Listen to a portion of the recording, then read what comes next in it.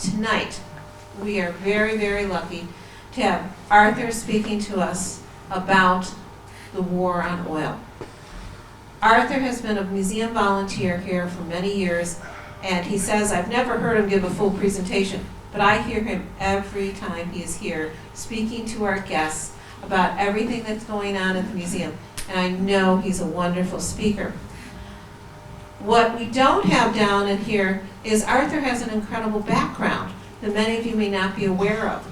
Arthur holds a degree from the McGill University School in Medicine, and he has also practiced medicine for many years, and he was the head of intensive care in Port Jarvis, New Jersey, as well as the medical director in Springfield, Massachusetts. And he does all of this research on his own. And just going through the PowerPoint with him beforehand, there are so many unique things that you don't think about that will really come to light for you this evening. And so without further ado, I will introduce you to Arthur Krulewitz. Can you hear me in the back? Peggy, thank you for that kind introduction, and I thank both you and the board for affording to me this opportunity. You're very welcome. Thank you all for your attendance tonight. Hopefully you'll thank me after the lecture. And I especially thank the contingent from New Durham. Now, full disclosure, I'm neither a professor nor an author, and I have no affiliation with the military nor the petrochemical industry. Nevertheless, I have a compelling narrative to share with you tonight. But before we commence, I wanted to tell you that for many months, I combed the internet looking for very specific material that I knew would be integral to my talk tonight. And I was striking out. And lo and behold, one day, by sheer happenstance, I stumbled across the material. It was buried within another video. Well, I was very lucky, but we're not out of the woods yet. Why? Because this is copyrighted material. You cannot use copyrighted material unless you obtain permission from the copyright holder. Well, you can use it, but Peggy wouldn't like that, and neither would the lawyers here at the museum. So, who holds the copyright? I look it up. The government of Azerbaijan. The government of Azerbaijan? Well, I don't speak Azerbaijani, and I know that Azerbaijan is a country in Central Asia that was formerly a part of the Soviet Union, so I'm kind of stuck here. But this material is too good to pass up. So I began to send email after email after email after email, and I get no response for a few weeks, and I'm kind of crestfallen and disheartened. However, I know that this material is so valuable to me in my discussion that I persist. And one day, after about a month, I finally get an answer, and then they shunt me from one to the other to the other. And finally, someone who in authority said, well, who are you, and what is this all about, and why do we need to give you this material? I think once I mentioned the name of the Wright Museum, they capitulated, and I had the information that I needed. And why am I telling you all this? Because if any of you ever have the occasion to deal with the government of Azerbaijan, please come to see me first. Okay, without further ado, I hope you've come to see my lecture on petroleum in World War II. If not, now's the time. No. Okay, so how oil ignited in field of conflict. Carol Burnett. Okay. And impacted the home front. Okay, in the 1930s, two countries that were half a world apart, namely Germany and Japan, embarked upon the path to imperialism with an eye toward empire. And both the Third Reich and the Empire of the Rising Sun had a big problem, and that big problem was oil. And we're going to drill down on that now. Okay.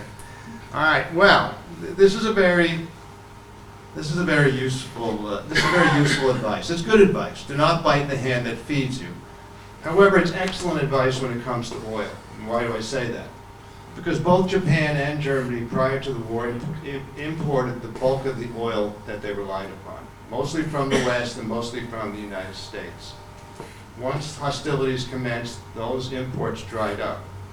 And simply, one does not wage war with a tenuous oil supply. It is a recipe for disaster. All right, hegemony. Both countries had political hegemony. Both the Nazis and the military in Japan had usurped power from their democratic governments. That was not an issue. Their militaries were the most formidable in the world, with the caveat of the oil, which we'll get to. And economically, they needed to have the natural resources, we'll get into that, to feed their economies. So they needed territory. Both countries had ongoing nationalism, actually ultra-nationalism at this point in time, that spurred them on. So territorial expansion was the key. The Japanese describe it as a co-sphere of prosperity. Well, the only prosperity was for Japan. The co-part was they simply sucked the raw materials from the territories they conquered. As far as Germany, they had a policy called Lebensraum. I'm sorry if I pronounced it incorrectly. This had existed for decades, but it was implemented in full force by the Nazis. So, expansion. They needed expansion in terms of territory for the raw materials. Natural resources. Natural resources would feed the industrialization, which would feed the militarization, and all of this had to be sustainable. If you knock out any part of this link, then the whole paradigm falls apart. The linchpin of this whole paradigm is oil. The quest for oil dictated military objectives, and shortages of oil dictated military strategy and tactics. As far as the pursuit of oil went, war machines run on oil. A Panzer tank, efficiency about 1 mile per gallon. Not great, right? All right, so objective of either country, of both countries, was oil independence. Adequate domestic resources. Neither Germany or Japan had much oil in the ground. They were oil poor, although, as we'll see, Germany attempted to leverage technology to overcome that problem. It would be nice to have allies with a robust supply, but guess what? Such was not the case. Seize oil-rich areas. This was a popular strategy that both countries employed, as we'll see. As was trying to conclude hostilities before supply exhausts. You finish the war quickly, you don't run out of oil, if you can do it. And then there's always the ever-popular Plan E. Now, spoiler alert, once you got the Plan E, things are not looking very good for your side. And trust me, there were Plan Es.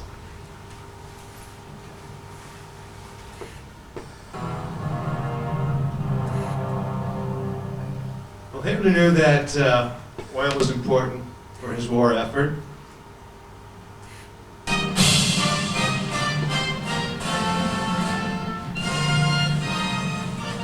Catchy tune, eh? All right, Churchill knew about the importance of oil. And Tojo also knew. So all the leaders, all the protagonists knew that oil was a crucial factor in the war that they were fighting. Now, this slide depicts the geographic area that Japan desired to have hegemony over. And clearly their imperial aspirations involved their industrial military complex, but these areas were rich in raw materials stretching from the Manchuria down to the southeastern Dutch East Indies. They lacked raw materials. That is where all the action was. Now, the Army and the Navy in Japan, who were in control, were at constant loggerheads. The Army espoused a so-called northern strategy, where the Navy favored a southern strategy, and initially the Army won out in this confrontation. So in 1931, Japan invades Manchuria. Manchuria is rich in minerals, in ore, some oil. But Manchuria is not the answer to their problems. It's small potatoes. It's just a prelude to their invasion of China. Although at this point in time they do, as you can see, encroach upon some area in China. And interestingly enough, later on in the 1930s, the Japanese did confront the Soviets and did lose a military battle some military battles with them. So this strategy was not going anywhere fast. In 1937, Japan finally gets around to invading China. Now, invading China is similar to invading the Soviet Union. You just get swallowed up. It's analogous to grabbing a whale by the tail. So the Japanese quickly get bogged down. They're losing men and materials rapidly. So what does Japan resort to? They resort to atrocities perpetrated on the citizens of China. And more specifically, they resorted to indiscriminate bombing of the Chinese people. Now the West, the United States and its European allies, did not take kindly to these atrocities. Not that, not that the United States and the West would ever perpetrate such, atrocities. It'll tickle in my throat. This wasn't all altruistic, folks. The United States and the European allies had a roaring trade relationship with countries in East Asia. So clearly they did not want the Japanese to muscle in on a good thing. On the other hand, I hope I have enough hands for this. On the other hand, they also had a roaring trade relationship with Japan. So they didn't want to lose that trade relationship, and they wanted to keep the relationship. So they wanted Japan out of the sphere of influence. So what happened in 1938 was a moral embargo. Roosevelt, this was just suggestions, and in those days companies listened to suggestions. This was not a law that was enacted. So the government of the United States wanted to dampen down the ability of Japan to perpetrate these atrocities, specifically the atrocities of indiscriminate bombing. So they suggested to the companies that the sale of airplanes and aeronautical equipment be banned. And lo and behold, that was followed. The next year, they extended the embargo to include materials and essential airplane manufacturers. Now, they also refused to provide information regarding the production of high-octane aviation fuel, and we'll get back to that later. Please remember it. That's an important point. Well, the Northern strategy is not working, so what's next on the menu? The Navy takes over, and in 1940, Japan invades northern Indochina. And this, of course, does not make anyone happy because, again, the West sees Japan as encroaching upon their territories. The Europeans have many long-established colonies in this area. They are not happy. So now, the President enacts a proclamation on the control of exports. Now the President is getting serious. He states to his staff, however, he does not wish to, he just wishes to bring Japan to its senses, not to its knees. So you can't possibly see this, but the major aspect of this is that basic war materials and aviation fuel are now cut off from Japan. Their ability to wage war is hopefully going to be compromised. This is from the New York Times, 1940, July. A few months later, they embargo scrap iron, again hitting Japan where it hurts, and the ability to construct war materials. In 1940, Japan's getting a little desperate for oil, and all the oil lays most of the oil lays with the Dutch East Indies, and they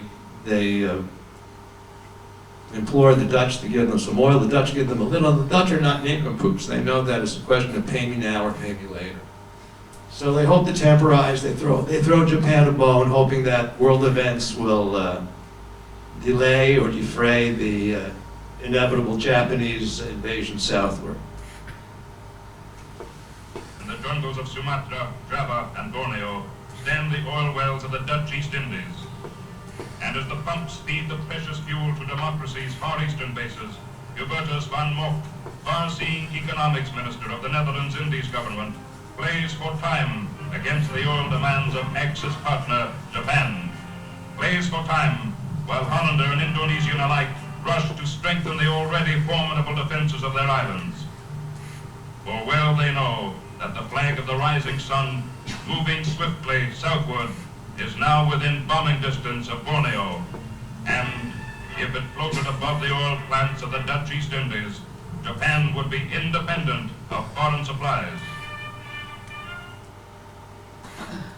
Okay, well, we know that their defenses were not so formidable.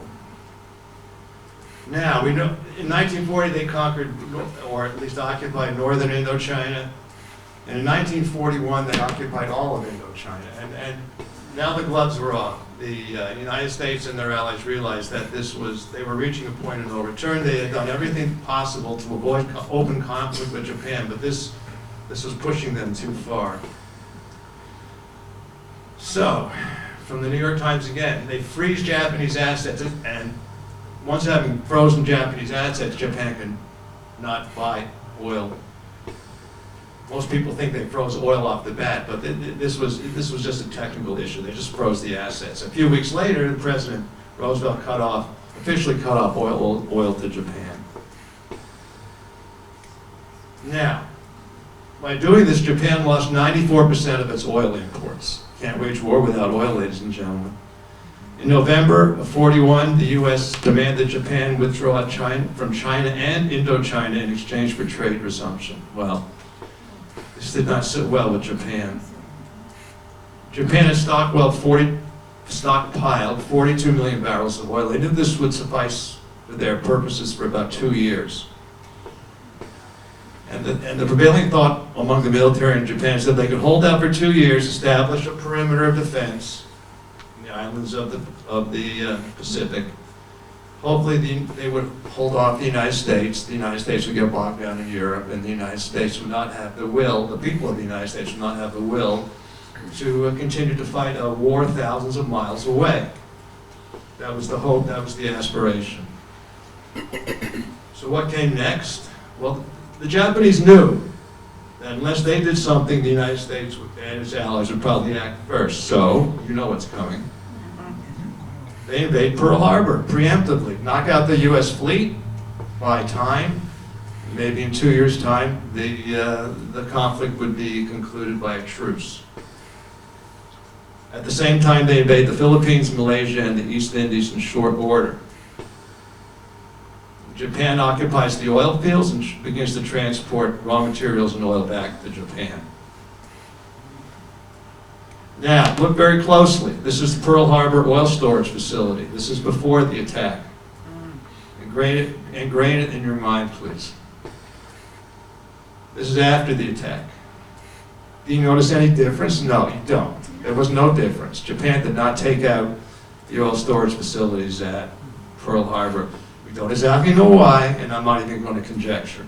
But I can tell you, Japan was conserving oil at this point in time. So it would have demanded a third wave of planes and greater oil expenditure. So take that with a grain of salt.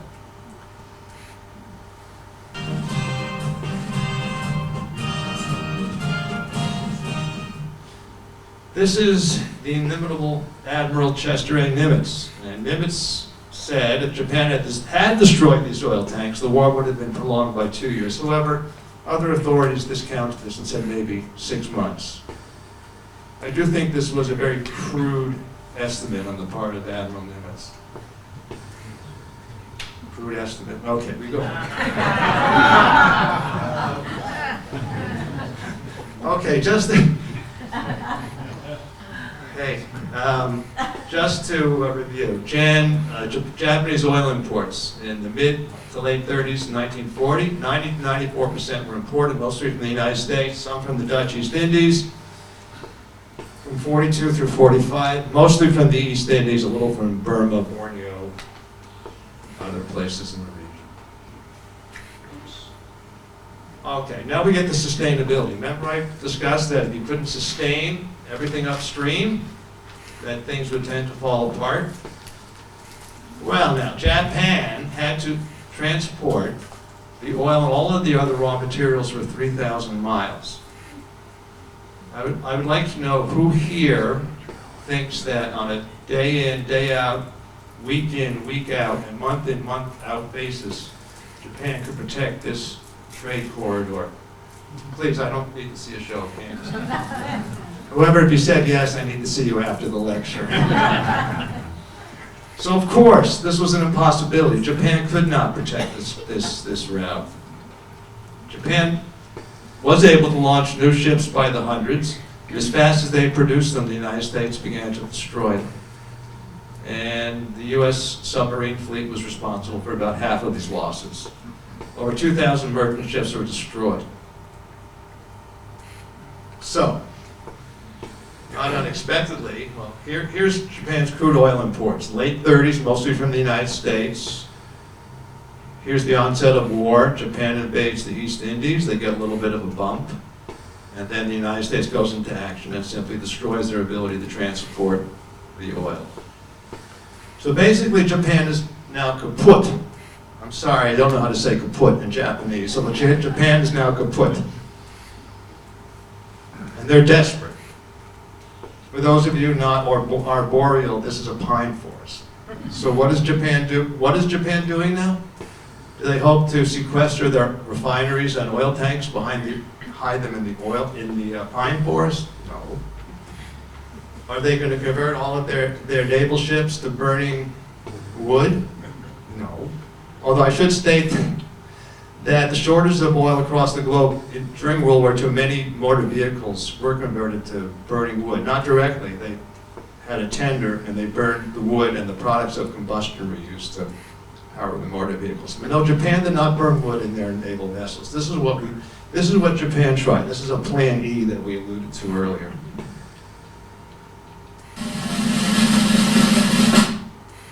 Japan attempted to extract oil from pine tree roots. It sounds like a project that the Boy Scouts might take. But hundreds of thousands, 400,000 Japanese labored. Very little product was produced, and eventually, I think it was the United States actually tested the derivatives to see if they would actually power engines, and that simply gummed up the engines after a few hours of use. So the entire project was misguided.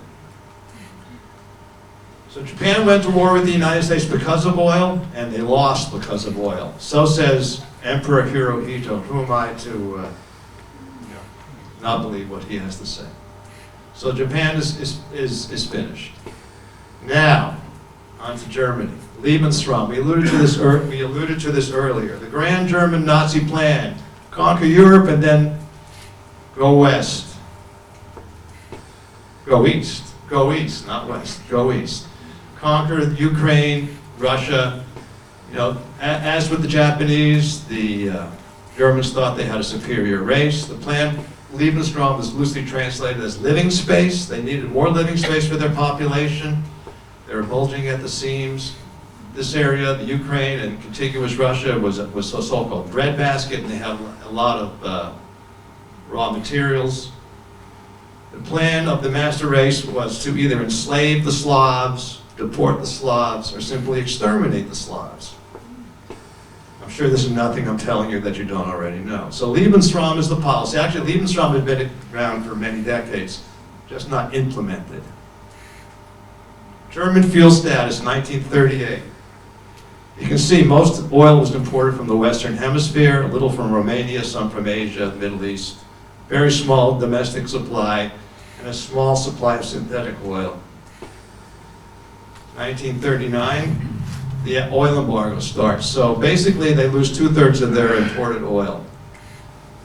Japan had, as you remember, stockpiled 42 million barrels of oil. Germany had only stockpiled about 15 million barrels of oil. They were really teetering on the brink. Luckily, and we'll see this in a minute, during the Blitzkrieg, they were able to capture some oil. So this forestalled the inevitable. This suited their purposes during the Blitzkrieg. They did trade for oil with the Soviet Union until they made the calculation to invade the Soviet Union. The Soviet Union was probably the world's second largest producer of oil at this point in time, but interestingly, they used almost all the oil they produced. The only reason they gave some to Germany was that they got processed goods in return. So they couldn't afford not to give them some oil. And for the remainder of the war, their imports were mainly from Romania and Hungary. All right, you all remember Rommel and this North African campaign. The Germans were everywhere initially. And the idea, as I'll show you in a minute, Rommel initially had his way in North Africa. And the plan was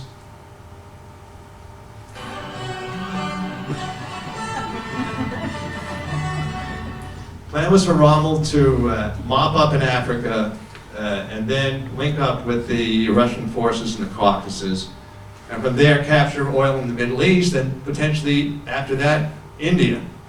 Well, of course, you know this plan did not work, and one of the reasons this plan did not work was that Rommel ran out of his own petrol. Kind of hard to fight a war when you have no petrol. And as Rommel said, his tactics were decided more by the petrol gauge than by tactical requirements. And a shortage of petrol is enough to make one weep. So that's Field Marshal Rommel.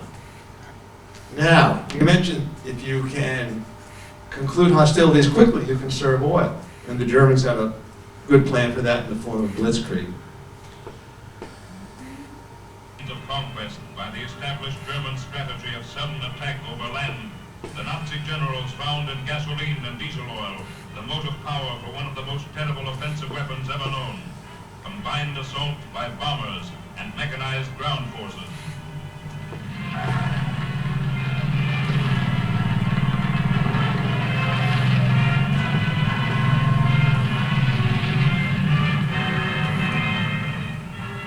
Every time the panzers roll across new frontiers, the problem of the High Command becomes ever more acute to keep their gas tanks fed with fuel.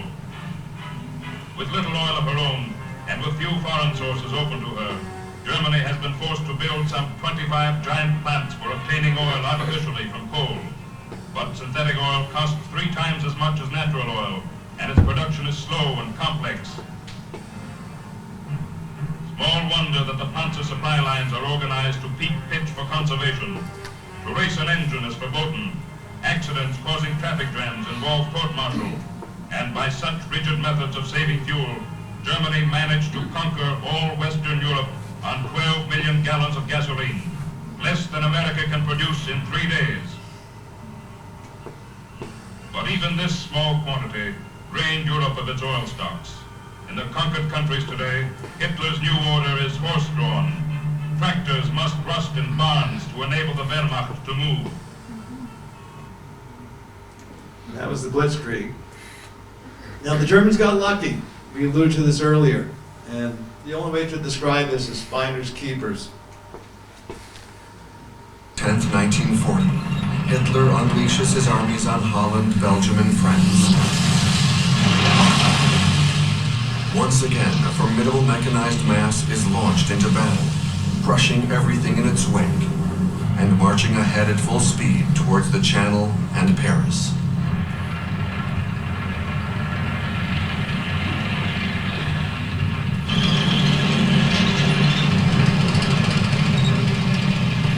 Allied strategists are convinced that this pace cannot be sustained, and that fuel will soon run out.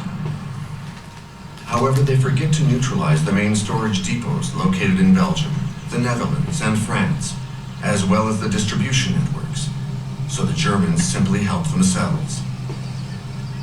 Their spoils easily covered their own consumption.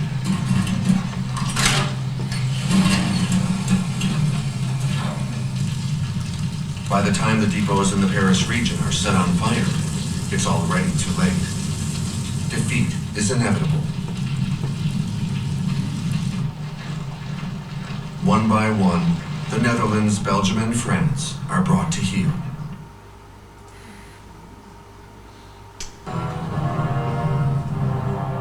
Now, Hitler's in a pickle. He knows he needs more oil, so it's on to the Caucasus. The oil-rich Caucasus, about 2,000 miles from Germany. The Panzers are on the move, his armies are on the move.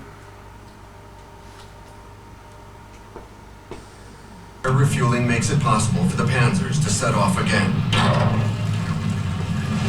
But they are now confronted by stronger resistance on behalf of the Soviets, who bomb Stavropol. The invaders' morale plummets as the defenders' one rises. The Soviets now try to take the Germans from the back. To avoid being trapped, the Germans will soon have to retreat.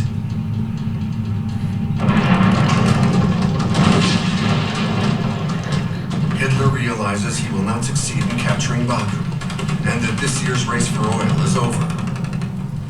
If he can't have the Caucasian wells, his enemy should be deprived of them too. On his orders, Richthofen and his remaining 123 working bomber planes launch a series of raids on Grozny, bombing it heavily between the 10th and the 12th of October. However, the refineries have been disassembled and evacuated, along with the oil reserves, towards the Caspian. Although Hitler would like to subject Baku to a similar fate, the city is now out of the German Air Force's range, ever since the Soviet Air Force destroyed the Stavropol base. Hitler now shifts all his attention to Stalingrad. Now, we alluded to this earlier as well, German production of synthetic fuel. This process had been around for decades. As mentioned, it is incredibly expensive. But when you are waging war and running out of fuel, Hitler and the Nazis throw expenses to the winds. In the 1920s, Germany imports most of its oil from America. In wartime, it would be all too easy for this vital supply line to be cut, starving the blitzkrieg machine of fuel. But Germany has huge reserves of coal. A new process called hydrogenation, which turns coal into synthetic oil, could be the answer. At first, production is low because the process is so expensive. But cost means nothing to Hitler. The Germans have started making synthetic fuels in the early 1930s, but when Hitler comes to power, he decides that Germany's got to become as self-sufficient as it possibly can, and that includes synthetic fuels. Perlitz here becomes one of the great synthetic fuel plants of the Third Reich, but there's a big catch with this process, and that is that it takes fuel to make fuel. Converting coal into oil is incredibly inefficient. It also requires dedicated coal-hungry power stations to run the process. The synthetic fuel industry may be vital for Hitler's aircraft and tanks, but it's also a major drain on Germany's resources. Germany is a world leader in chemical research. Now some of its best scientists and most advanced equipment are sent to oil plants like Perlitz. Output increases dramatically until it makes up half Germany's total oil supply. Crucially, the Luftwaffe is almost totally reliant on synthetic fuel. A network of aerial pipelines carries Perlitz fuel to be distributed around the Reich. Everywhere you look in amongst these trees, there's bunkers, broken structures, even bridges. But then again, you have to remember that there were 24,000 people working here, 3 shifts a day, 7 days a week, every single day of the year. This place was vast. But even with the synthetic oil, there is still only enough fuel to power a fraction of Hitler's forces. The armored element and the tanks were only a minority of the German army. The vast majority was infantry and horse-drawn. I think that's a crucial fact for us to remember. The vast majority was still horse-drawn and infantry. We tend to forget that, even in a mechanized age of World War II. All right, so here's actually, this is from Light magazine. They gave away positions of all German oil fields, and but this was near the end of the war. This is just for educational purposes. Now, percentage of synthetic oil was about 50% during the war, so they got 50% of their needs from synthetic oil. And lo and behold,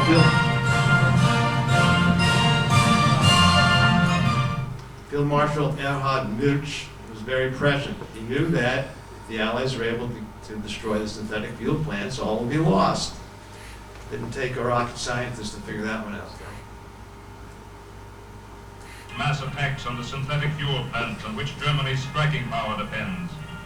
To every bomber crew goes the order, look for the fuel plants and the storage dumps and give them the works.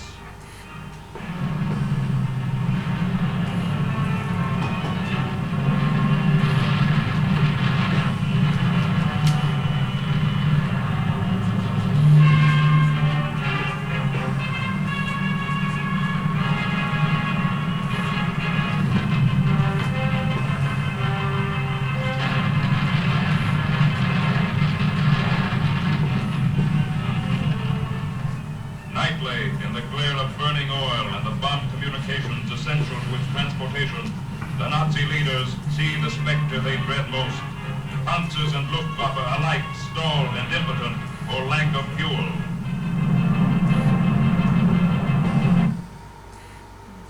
So their worst fears are manifested. And their synthetic fuel plants are totally devastated. Actually, it's interestingly enough, in order to attempt to forestall this, the Germans moved some of their plants underground, but not successful enough. And this just shows you how the Allies were successful. They were a little late to the game. In the mid-1944 through early 1945, their attacks ramped up, and you can see the production of synthetic fuel just fell off a cliff. So now the Germans are kaput. This just goes to show you that the bulk of the oil production and consumption in Germany during the war was the military. That's dark gray. The civilian was light gray. And they were always teetering on not having enough oil. That's the dotted line. Well, they tried that old trick again at the Battle of the Bulge, also known to most of the other part of the Western world as the Battle of the Ardennes. Part of their plan was in the Ardennes offensive was simply to capture American fuel supplies as they had during the Blitzkrieg, but sorry, not an effective strategy this time. And as you know, they lost, not just for this reason, they lost the Battle of the Bulge, for this and other reasons. We are almost out of fuel. And that's the epitaph of the German army. We are almost out of fuel. And they did run out.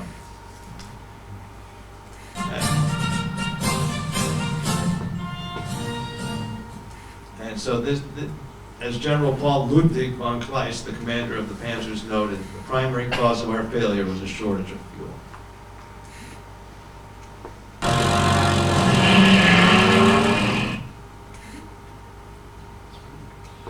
Well, the Battle of Britain is looming. If the Luftwaffe is able to defeat the RAF, it opens the door for Hitler to invade England. The RAF needs an advantage, and they will get one.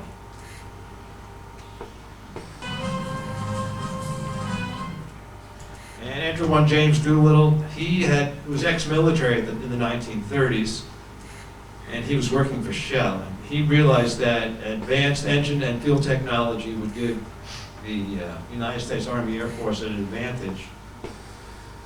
He was one of the first graduates of the aeronautical engineering program at MIT. And so he investigated higher octane fuels, and he knew the advantages they would confer. So he went to Shell and said, we need to make more 100 octane fuel. Shell said, well, gee, this is very expensive. Do you have the engines to take the fuel? And he said, no. So Doolittle went to the engine manufacturer and said, gee, we need some engines. Now, the engines had to withstand higher temperatures and pressures. They had to use special alloys. That was the problem. And the engine manufacturer said, gee, this is very expensive. Do you have the fuel that we need for the engines? And he said, no. Well, eventually he sorted things out. The efficiency and the cost of the higher octane fuels was brought down. The engines were made, and now the Allies had an advantage. So, as you remember, Japan was denied access to the higher octane fuel technology. So they remained stuck at around 87. 87 was about the octane they used in automobiles at the time. So, it wasn't much different. The Germans were excellent chemists. They knew how to make high octane fuel, but they didn't have the right alloys. It was an engine problem. They couldn't make the appropriate engine technology to withstand the high. They didn't have the right alloys. So they were stuck at around 87. The Allies got their 100 octane. Actually, the Allies, they knew how to make 110, 120, 130, 140. The problem was the higher amount of octane you used, the more maintenance was needed. You were changing spark plugs all the time. It just became, something they couldn't deal with. 100 octane was enough, and that gave them the edge they needed. The planes could fly faster. They could climb faster. They could operate at higher altitudes, and that gave the RAF the ability to the advantage they needed in the Battle of Britain.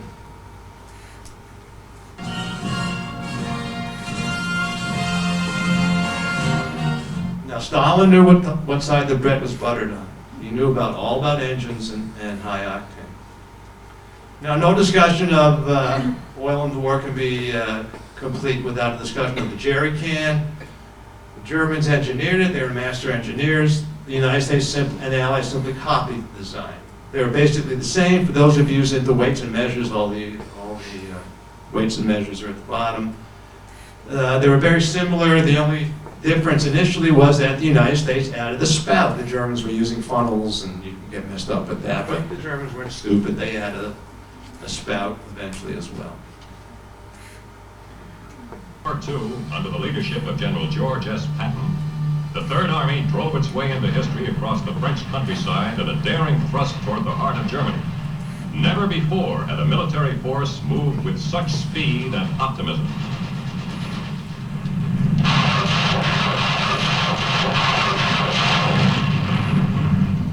Known as the Lorraine Campaign, the rapid advance of Third Army units in 1944 set an example in mobility and demonstrated the power of United States arms and armor.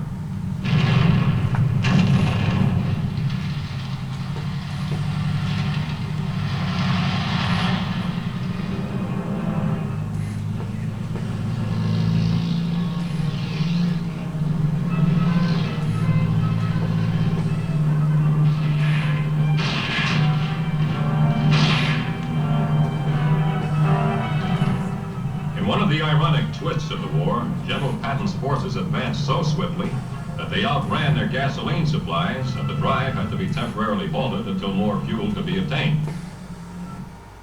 Patton ran out of oil. It wasn't that the United States had run out of oil, they simply couldn't get it to them. It was a logistical issue. They were still funneling all their supplies through Normandy. They hadn't opened up their Antwerp port yet. And there were other mitigating circumstances. So this got some play from in the New York Times. Patton runs out of oil.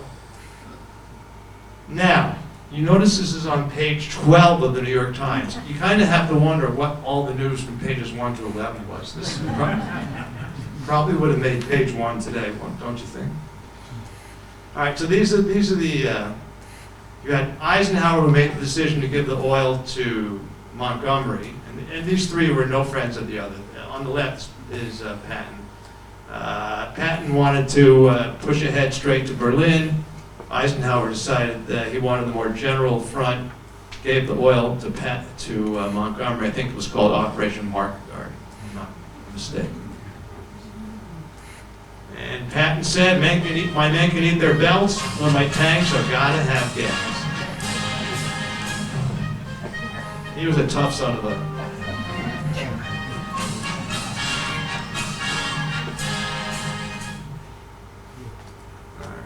Oh, yes, flying the hump. Well, some of you probably remember there was something called the Burma Road, and this was the main land link between India and China. This is how the Allies resupplied the armies of Chiang Kai-shek in China. However, when the Japanese conquered Burma, they cut off the land supply. So the Allies were left with the only choice they were left with was actually flying in supplies and oil. There were two routes. There was a low hump, but this was more effectively defended by Japan, or the high hump. Now, they were flying over the Himalayas. This is treacherous. The fact is, the pilots, many of the pilots are inexperienced, and it was said that they had a greater chance of surviving a bombing raid over Germany than they did flying the hump. Now, this was soon called the aluminum trail because so many accidents occurred and deaths occurred that this trip literally littered with the wreckage of airplanes. So, you know, these planes often could run into severe weather, and they could ascend 5,000 feet or descend 5,000 feet in an instant. It was harrowing for the pilots. The workhorse was the C-46. An Air Transport Command plane takes off every 6 minutes, loaded with artillery, jeeps, ammunition, men and supplies for the armies of China. Over this Burma skyway, over this hump of mountains 16,000 feet high, more tonnage is being flown into China than was ever trucked in over the old Burma Road.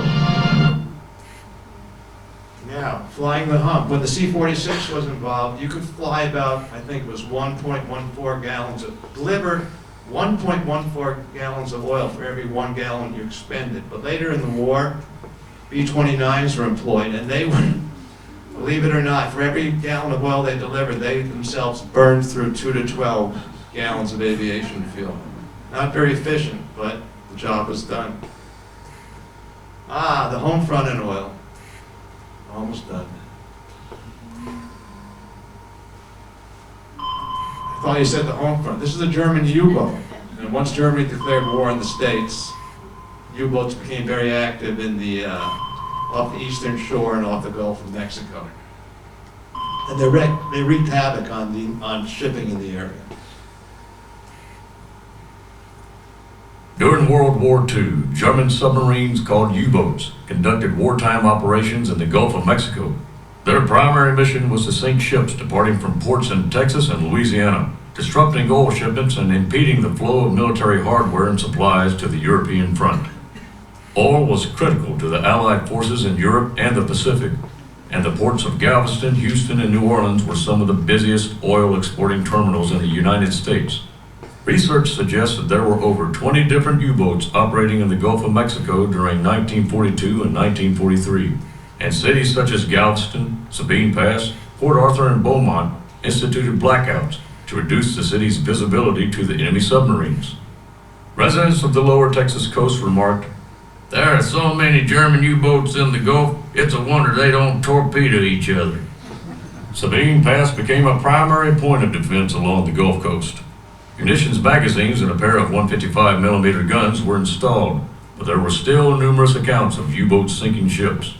On July 6, 1942, when torpedoes sank a merchant ship off the coast of Texas, Seaman Earl J. Hebner, who survived the incident, recalled, "I was standing on the starboard side of the ship, looking out to sea.